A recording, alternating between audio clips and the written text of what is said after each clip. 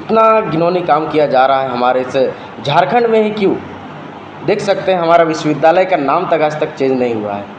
कब से हम लोग प्रयास कर रहे हैं, तो वहीं पर झारखंड राज्य ही क्या किसी का बाप का है जो जो मन में आए वो कर दे। एक गुनहगार व्यक्ति को आप किसी एक संवैधानिक पद में कैसे बैठा सकते हैं, वहाँ से उसको हटाया गया, फिर से आप लोग किस तरीके का यहाँ पर पालन कर रहे हैं नियमों का। सरासर ये अन्याय है। पूरा विद्यार्थियों, पूरा शिक्षा व्यवस्था पे पूरा एकदम खराब व्यवस्था कर दिया गया है इसके मामले को लेकर। और यहाँ पर उसका देख जाए कि अभी कुछ महीना हो गया, इसका जो कार्यशैली है एकदम छात्र हित के लिए नहीं है। आप लोग यहाँ छात्र नेता का आवाज़ को दबाने का काम किए, यहाँ पर अच्छे से निर्णय नहीं ले पा रहे हैं आप। और आप लोग को बता दें, मुझे तो पूरी लगता है ये बीजेपी आरएसएस वाले संगठनों से जो ईमेल मिलाप करके इसको जरूर लाया गया होगा। उसी तरह एक सीनेट का मेंबर भी बना दिया गया, उसका नाम मुझे याद नहीं आ रहा, लेकिन उसका मेंबर बनाया। आपको मैं लिस्टिंग आपको जरूर दिखाऊंगा, उसके माध्यम से आप जरूर दिखा सकते हैं कि किस तरीके का ये लोग व्यवस्था कर रहे हैं कि अपने आप को पूरा बीजेपी आरएसएस का गढ़ बनाना चाह रहे हैं, जो कि इस विश्वविद्यालय में भी चल रहा था और उस विश्वविद्यालय में भी अब पकड़ में आ रहा है। तो ये सब हम लोग कड़ा भी नहीं होने देंगे। जितना भी दुर्व्यवहार यदि किया जा रहा हमारा जो एसटी एससी समुदाय के लोगों को, अभी देख सकते हैं एनईपी आ रहा था, उसका भी विरोध करके यहाँ पर करने नहीं दिया गया। तो बहुत सारा ऐसा मामला है जिसका हम लोग कड़ा विरोध करेंगे और जल्द से जल्द हम लोग प्रयास करेंगे कि ऐसे विश्वविद्यालय में ऐसे वीसी को नहीं रखा जाए। यहाँ पर झारखंड स्थायी वीसी आना चाहिए। रांची विश्वविद्यालय के जो कुलपति बनी है डॉक्टर सरोज शर्मा, उस पर गंभीर आपराधिक मुकदमे दर्ज है। मामला ये है 2024 का। एक दलित व्यक्ति था जिसका नाम था राम कुमार पवार, वो उसका ड्राइवर था। उस व्यक्ति ने जब आत्महत्या किया तो उन्होंने स्पष्ट अपने सुसाइड नोट में लिखा कि मैं आत्महत्या इसलिए कर रहा हूँ क्योंकि मुझे जाति के तौर पर उत्पीड़न इनके द्वारा किया गया है।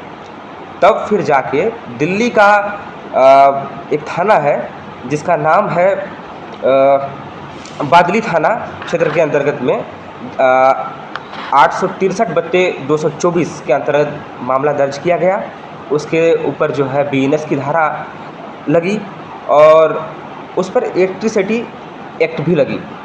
इसके बावजूद जब जांच कमेटी बनी तो जांच होने के पश्चात उसको एनआईओएस के चेयरपर्सन से हटा दिया गया।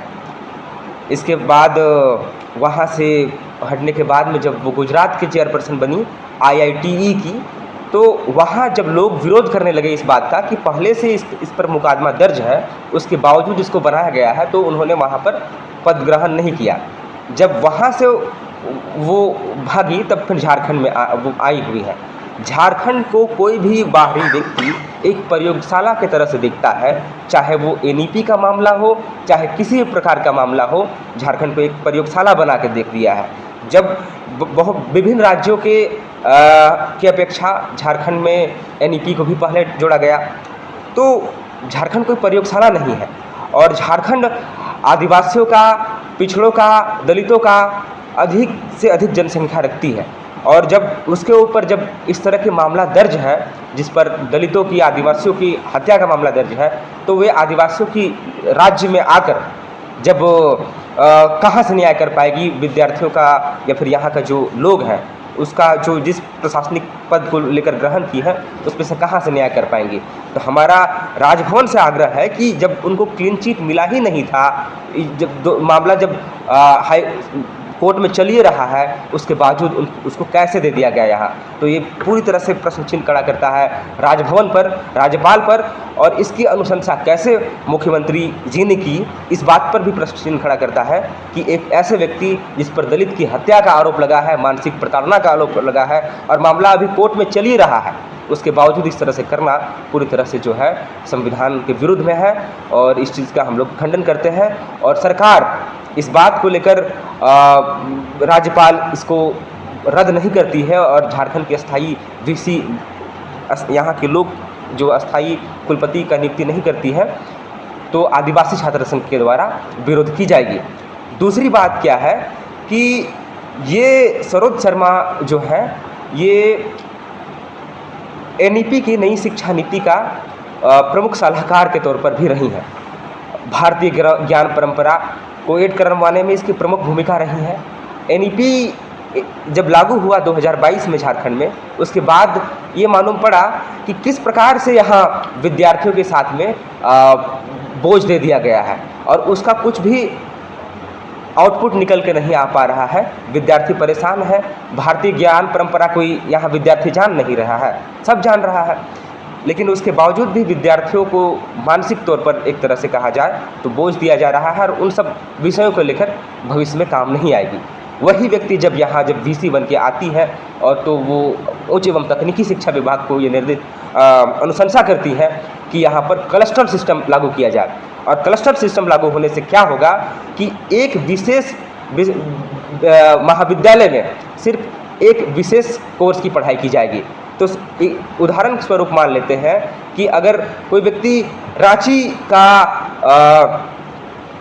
मारवाड़ी कॉलेज में पढ़ रहा है तो सिर्फ उसको कॉमर्स के लिए कर देगा तो आदमी साइंस के लिए कहा जाएगा। ठीक है, रांची में तो सब चीज़ समझ में आ रहा है।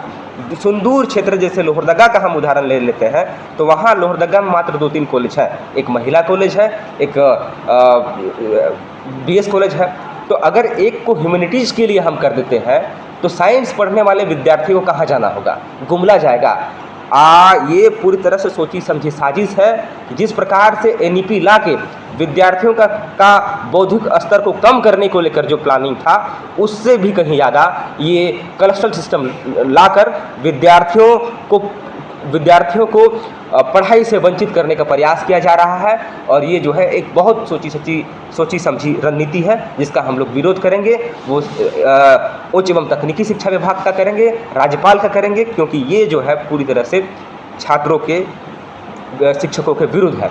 एनईपी में एक चीज़ कहा गया था कि एक शिक्षक 30 विद्यार्थियों के लिए होगी, लेकिन उस तरह की पॉइंट का पालन भी नहीं किया जा रहा है। हम इसका खंडन करते हैं कि जो अच्छी चीज़ है उसका पालन होनी चाहिए, न कि विद्यार्थियों पर बोझ बनाने का, आर्थिक तौर पर पढ़ाई छुड़वाने का जो प्रयास किया जा रहा है, इसका हम लोग खंडन करते हैं। और अगर इस बात को लेकर जो क्लस्टर सिस्टम लाई गई है, इसको लेकर सरकार पीछे नहीं हटती है, मंत्रालय पीछे नहीं हटती है, उच्च एवं तकनीकी शिक्षा मंत्रालय, तो आदिवासी छात्र संघ राज्यव्यापी आंदोलन करने को लेकर बाध्य होगी और यह जो है 1 हफ्ता के भीतर की जाएगी। आगे